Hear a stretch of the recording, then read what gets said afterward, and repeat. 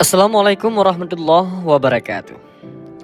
Jin adalah salah satu makhluk ciptaan Allah yang terbuat dari api. Menurut Al-Ashqar, jin adalah alam lain di luar alam manusia dan alam malaikat. Antara jin dan manusia ada sejumlah kesamaan dari segi kepemilikan akal dan ilmu, serta kemampuan untuk memilih jalan kebaikan dan keburukan. Jin merupakan makhluk ruhiyah ataupun gaib yang diciptakan Allah dari api dan memiliki akal dan ilmu seperti manusia.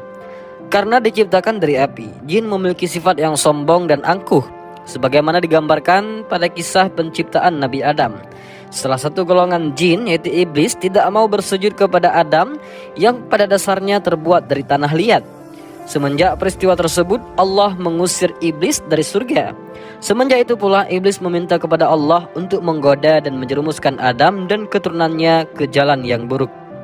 Keberadaan jin tidak bisa dilihat oleh manusia, walaupun hal itu tak berlaku bagi mereka. Sedangkan manusia tidak bisa melihat jin.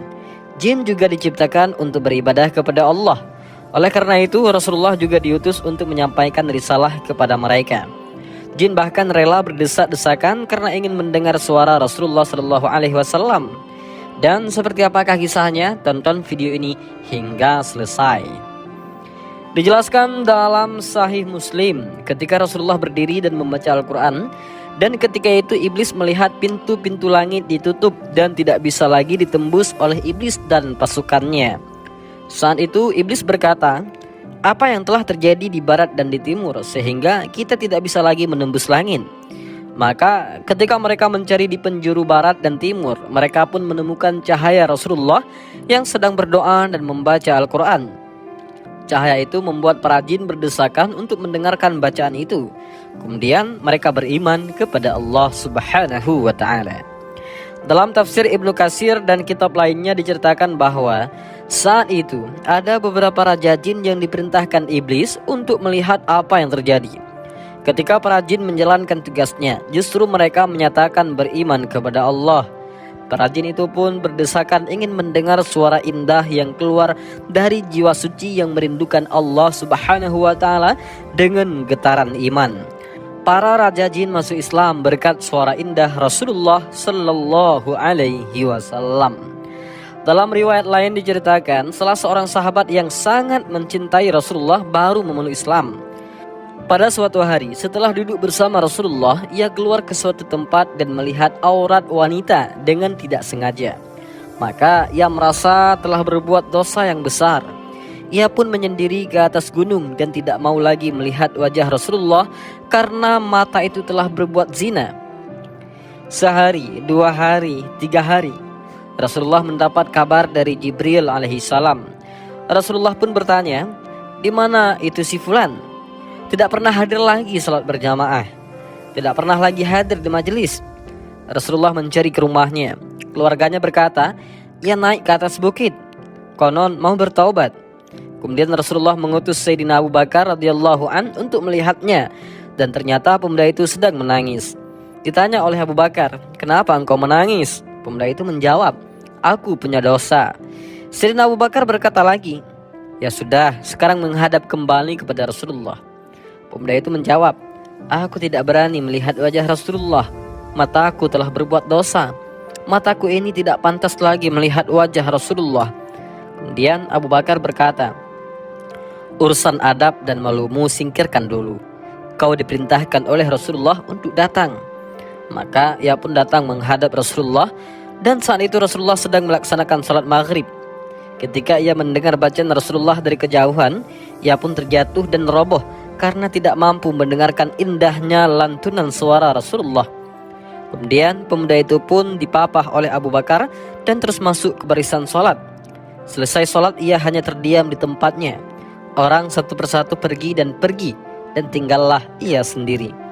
Kemudian Rasulullah berkata, "Mendekatlah engkau." Pemuda itu menjawab, "Baiklah ya Rasulullah." Sampai ia dekat dengan Rasulullah dan pahanya dekat dengan pahanya Rasulullah. Ia tidak berani mengangkat kepala untuk melihat wajah Nabi Muhammad. "Wahai Rasulullah, aku tidak mau lagi melihat wajahmu karena mataku sudah banyak berbuat dosa." Maka Rasulullah berkata, mohonlah ampun kepada Allah. Maka si pemuda berkata, aku meyakini bahwa Allah Maha Pengampun, namun mata yang sudah banyak berbuat dosa ini tidak lagi pantas melihat wajahmu, wahai Rasulullah. Rasulullah berkata, angkatlah kepalamu, pandanglah aku. Maka pemuda itu mengangkat kepalanya sedikit. Air matanya mengalir dan ia menunduk menangis di pangkuan Nabi. Dan pemuda itu pun wafat. Allah Subhanahu wa Ta'ala mewafatkan pemuda itu di pangkuan Rasulullah Sallallahu Alaihi Wasallam. Rasulullah pun menangis. Sahabat Abu Bakar berkata, aku melihat air mata Rasulullah jatuh di atas kepala pemuda itu saat ia menciumi paha sang Nabi hingga wafat di pangkuan Rasulullah Sallallahu Alaihi Wasallam. Maka para sahabat berkata, kami ini berjihad siang dan malam, tapi tidak kebagian wafat di pangkuan Rasulullah Sallallahu Alaihi Wasallam. Dalam suatu hadis, Rasulullah Sallallahu Alaihi Wasallam beliau bersabda bahwa ada 7 golongan yang mendapatkan naungan Allah, di mana ketika itu tidak ada naungan kecuali naungan Allah. Di antara 7 golongan itu adalah seseorang yang ketika mengingat Allah maka mengalirlah air matanya. Hal ini sesuai sabda Rasulullah. Abu Hurairah meriwayatkan dari Rasulullah, sesungguhnya beliau bersabda, ada 7 golongan yang akan dinaungi Allah di bawah naungannya pada hari yang tiada naungan selain naungannya Allah. Yang pertama, pemimpin yang adil dan jujur. Yang kedua, seorang lelaki bertemu dengan seorang perempuan cantik dan berpangkat. Lalu perempuan itu menawarkan dirinya kepada laki-laki tersebut, dan laki-laki tersebut mengatakan, sesungguhnya aku takut kepada Allah Rabbul Alamin. Yang ketiga, seseorang yang hatinya tertambat di masjid-masjid. Yang keempat, seseorang yang mempelajari Al-Quran sejak muda dan terus dibacanya sampai tua. Yang kelima, seseorang yang merahasiakan sedekahnya sehingga apa yang diberikan oleh tangan kanannya tidak diketahui oleh tangan kirinya. Yang keenam, seseorang yang ingat kepada Allah di tengah-tengah orang banyak sambil melelehkan air matanya karena takut kepada Allah. Yang ketujuh, seseorang yang bertemu orang lain lalu dia mengatakan, aku mencintaimu karena Allah. Yang disambut oleh temannya itu, aku pun mencintaimu karena Allah. Hadis riwayat Baihaqi. Dan inilah kisah tentang jin yang sampai berdesak-desakan demi mendengar suara Rasulullah Sallallahu Alaihi Wasallam. Bahkan sampai salah satu pemuda sekaligus sahabat pun roboh mendengar suara indah Rasulullah melantunkan ayat suci Al-Quran. Rasulullah diutus untuk membacakan ayat-ayat Allah sekaligus mengajarkannya. Hal ini sudah diabadikan dalam Al-Quran dalam surah Ali Imran ayat 164.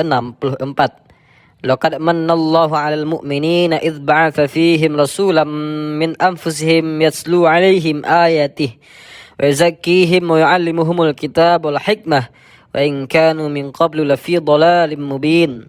Yang artinya, sungguh Allah telah memberikan karunia kepada orang-orang yang beriman ketika Allah mengutus seorang Rasul Muhammad di tengah-tengah mereka dari kalangan mereka sendiri, yang membacakan kepada mereka ayat-ayatnya, menyucikan jiwa mereka, dan mengajarkan kepada mereka kitab Al-Quran dan hikmah sunnah, meskipun sebelumnya mereka benar-benar dalam kesesatan yang nyata. Al-Quran Surah Ali Imran ayat 164. Ayat tersebut bermaksud menjelaskan, usai menjelaskan anugerahnya berupa tingkatan penghuni surga. Dalam ayat ini Allah menyebut anugerahnya kepada kaum mukmin di dunia. Sesungguhnya Allah telah memberi karunia kepada orang-orang yang beriman ketika Allah mengutus seorang Rasul di tengah-tengah mereka dari kalangan mereka sendiri, yakni dari jenis manusia dan dari bangsa Arab. Dialah Nabi Muhammad SAW yang membacakan kepada mereka ayat-ayat Allah, baik dalam bentuk wahyu yang diturunkan maupun yang terbentang di alam raya, menyucikan jiwa mereka dari berbagai penyakit hati, dan mengajarkan kepada mereka kitab Al-Quran dan hikmah, yakni sunnah atau kemahiran melakukan hal yang bermanfaat dan menolak mudarat. Meskipun sebelumnya, yakni sebelum pengutusan Nabi Muhammad, mereka benar-benar dalam kesesatan yang nyata, yakni dalam kekafiran. Dan inilah sedikit kisah mengenai jin yang berdesak-desakan untuk mendengar bacaan Al-Quran dari Rasulullah SAW, dan juga kisah seorang sahabat Rasul yang pingsan setelah mendengar begitu indahnya lantunan ayat-ayat suci Al-Quran yang dibacakan oleh Rasulullah SAW ketika sholat. Dan inilah video tentang apapun itu, mudah-mudahan bermanfaat. Allahu a'lam bishawab. Assalamualaikum warahmatullahi wabarakatuh.